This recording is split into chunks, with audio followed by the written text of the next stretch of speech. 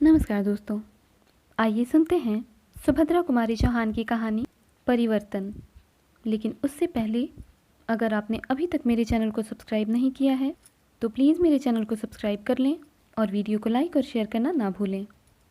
तो आइए शुरू करते हैं आज की कहानी परिवर्तन।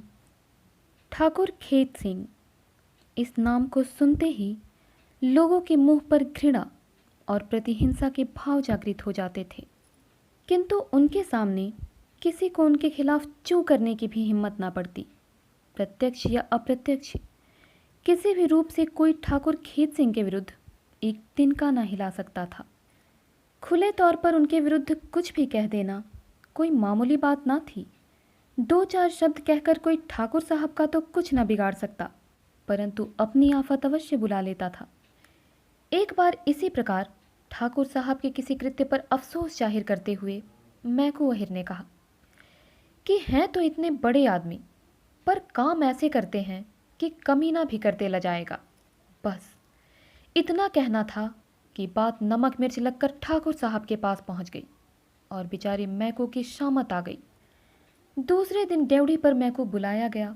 दरवाज़ा बंद करके भीतर ठाकुर साहब ने मैकू की खूब मरम्मत करवाई और साथ यह ताकीद भी कर दी गई कि यदि इसकी खबर ज़रा भी बाहर गई तो वह इस बार गोली का ही निशाना बनेगा। मैकू तो यह जहर का सा घूंट पी कर रह गया, किंतु मैकू की स्त्री सुखिया से ना रहा गया। उसने 10-20 खरी खोटी बक कर ही अपने दिल के फफोले फोड़े, किंतु यह तो असंभव था कि सुखिया 10-20 खरी खोटी सुना जाए और ठाकुर साहब को इसकी खबर ना लगे।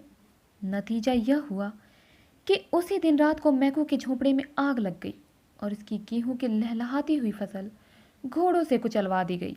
दूसरे दिन बेचारे मैकू को बोरिया बांधना बांधकर वह गांव ही छोड़ देना पड़ा। ठाकुर खेत सिंह बड़े भारी इलाकेदार थे। 16,000 सालाना सरकारी लगान देते थे। दरवाजे पर हाथी झूमा करता, घोड़े गाड़ी, मोटर और भी ना जाने क्या क्या उनके पास था। 2 संतरी किरच बांधे 24 घंटे फाटक पर बने रहते। जब बाहर निकलते सदा 10-20 लठैत जवान साथ होते। उस इलाके में न जाने कितने बैठे बैठे मुफ्त खा रहे थे और न जाने कितनी मटियां मीठ हो रहे थे, पर इस पर टीका टिप्पणी करके कौन आफत मोल ले। ठाकुर साहब का आतंक इलाके भर में छाया हुआ था। उनकी नादिर शाही को कौन नहीं जानता था। किसी की सुंदर बहू बेटी ठाकुर साहब के नजर तले पड़ भर जाए और उनकी तबीयत आ जाए तो फिर चाहे आकाश पाताल ही क्यों न एक करना पड़े, किसी न किसी तरह वह ठाकुर साहब के जनान खाने में पहुंच ही जाती थी। स्टेशन पर भी उनके गुर्गे लगे रहते, जो सदा इस बात की टोह में रहते कि कोई सुंदरी स्त्री यहाँ पर आ जाए तो वह किसी प्रकार बहकाकर और धोखा देकर ठाकुर साहब के जनान खाने में दाखिल कर दी जाए। इसके लिए उन्हें इनाम दिया जाता। उड़ाया हुआ माल जिस कीमत का होता, इनाम भी उसी के अनुसार दिया जाता। ठाकुर साहब के सभी रिश्तेदार उनकी इन्हीं हरकतों से उनसे नाराज रहते थे। प्रायः उनके घर आना जाना छोड़ सा दिया था, किंतु ठाकुर साहब अपनी वासना और धन के मद में इतने दीवाने हो रहे थे कि उनके घर कोई आवे चाहे ना आवे, उन्हें जरा भी परवाह ना थी। हेत सिंह ठाकुर साहब का चचेरा भाई था। छुटपन से ही वह ठाकुर साहब का आश्रित था। ठाकुर साहब हेत सिंह पर स्नेह भी सगे भाई की तरह ही रखते थे।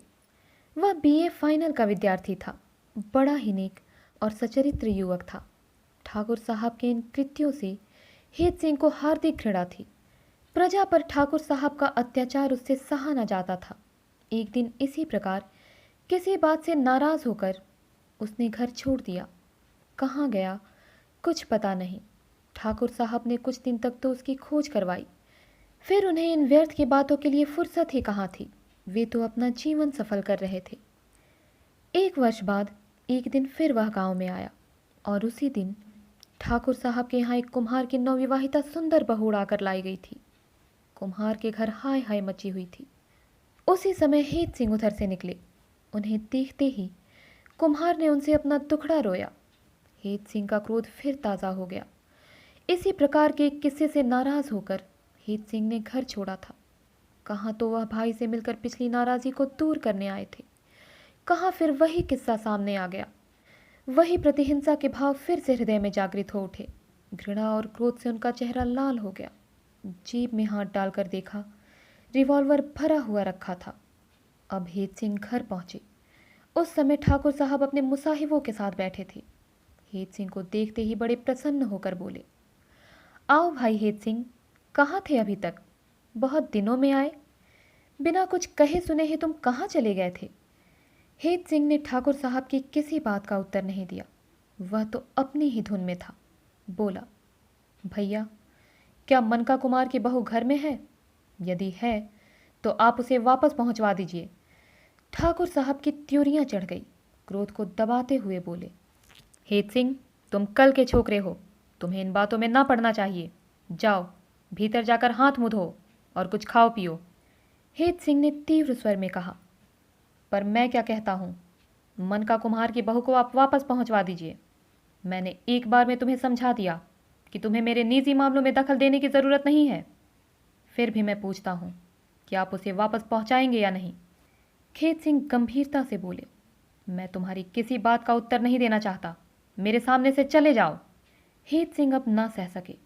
जेब से रिवॉल्वर निकालकर लगातार 3 फायर किए, किंतु तीनों ही निशाने ठीक न पड़े।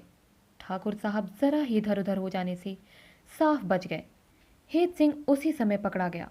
हत्या करने की चेष्टा करने के अपराध में उसे 5 साल की सख्त सजा हो गई। इसके कुछ दिन बाद ही मैनपुरी षड्यंत्र केस पर से उसके ऊपर दूसरा मामला भी चलाया गया, जिसमें उसे 7 साल की सजा और हो गई। ठाकुर साहब का बाल भी बांका ना हो सका।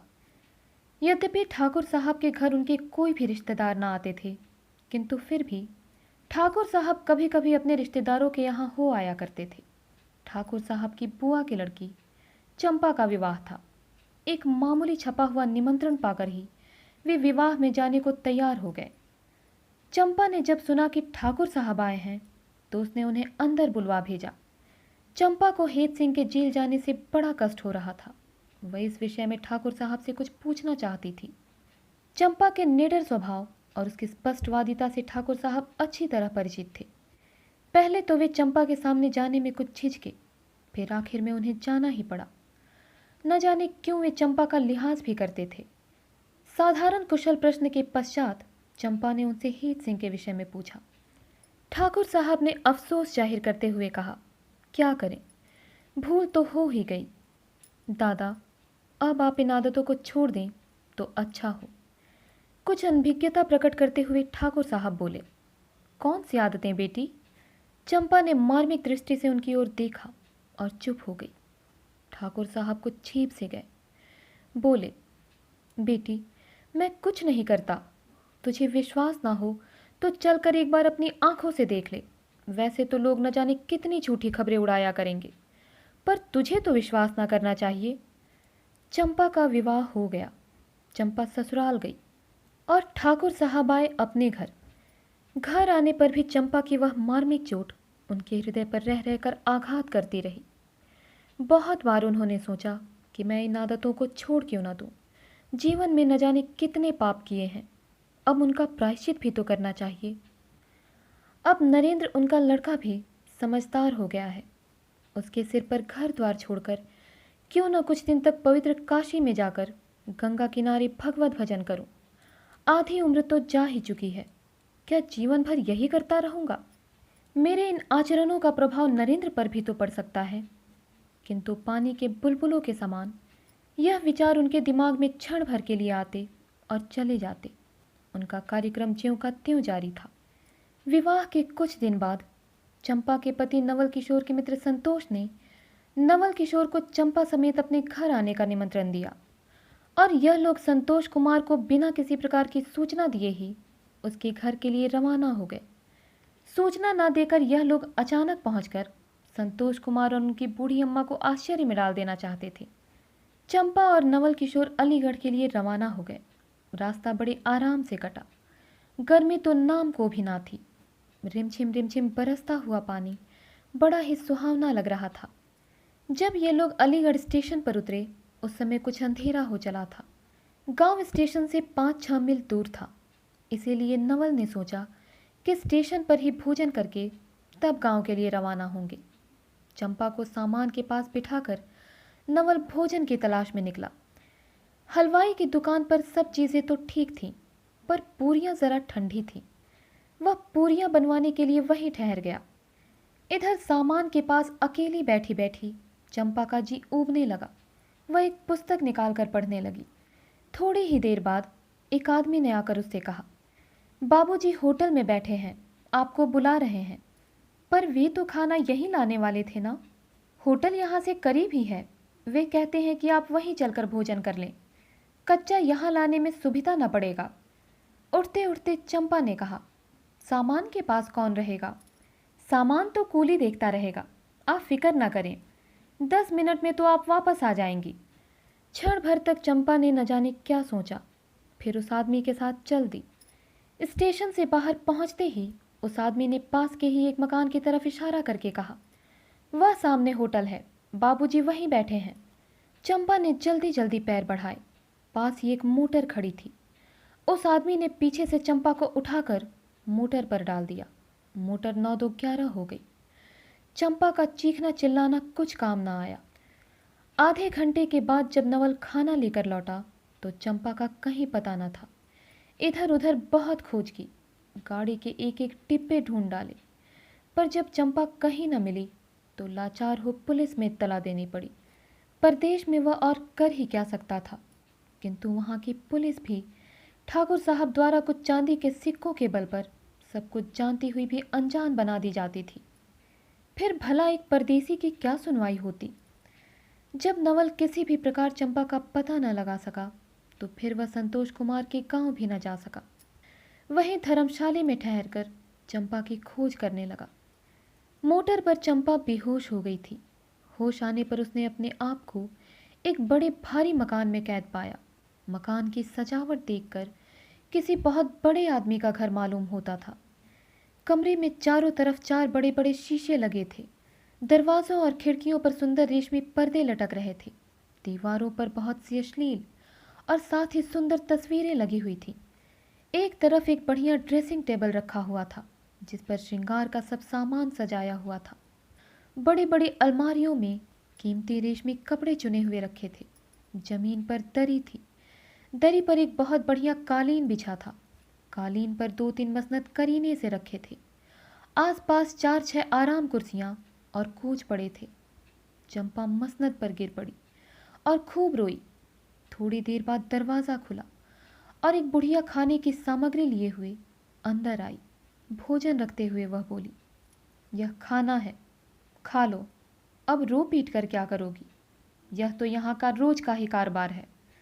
चंपा ने भोजन को हाथ भी ना लगाया। वह रोती ही रही और रोते रोते कब उसे नींद आ गई वह नहीं जानती।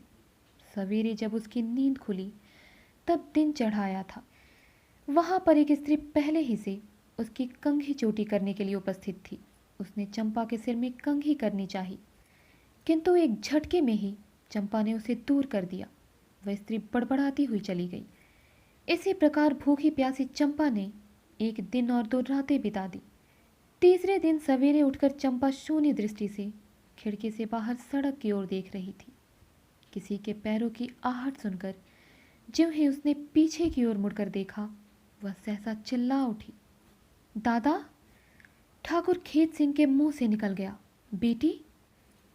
उस दिन से फिर उस गांव की किसी स्त्री पर कोई कुदृष्टि न डाल सका। तो दोस्तों, उम्मीद करती हूँ कहानी आपको पसंद आई होगी। इसी प्रकार की और कहानियों के लिए हमारे साथ जुड़े रहें।